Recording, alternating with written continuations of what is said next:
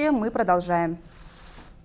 Тувинские национальные инструменты «Душа народа». Министр культуры Республики Алдар Тамдын раскрыл секреты уникального звучания народных музыкальных инструментов. К слову, он является мастером по их изготовлению, поэтому знает о тувинских инструментах все.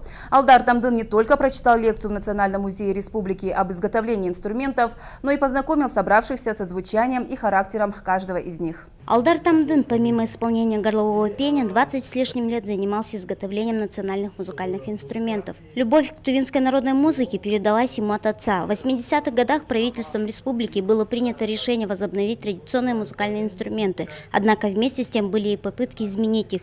Усовершенствование Смычковых больше походило на копирку под европейские музыкальные инструменты. Ставили требования перед мастерами, но наши мастера, такие как Аканчик и другие, наши старшее поколение, они сумели сохранить тот древний вариант, несмотря на упреки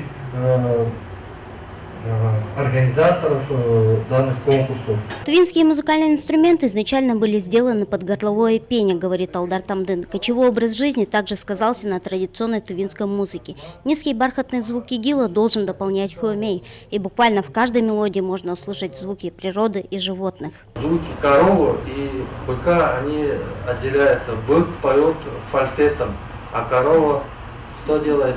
Мычит, да?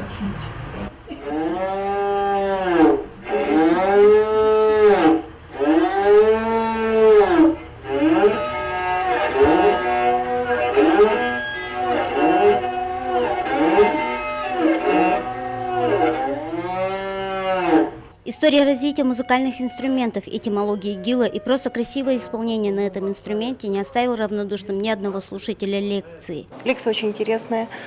Алдар Константинович нам показал имитацию игры животных, игры на игиле. Вообще лекции у нас идут уже 5-й раз в Национальном музее. Это одна из лекций цикла публичных лекций «Колесо знаний».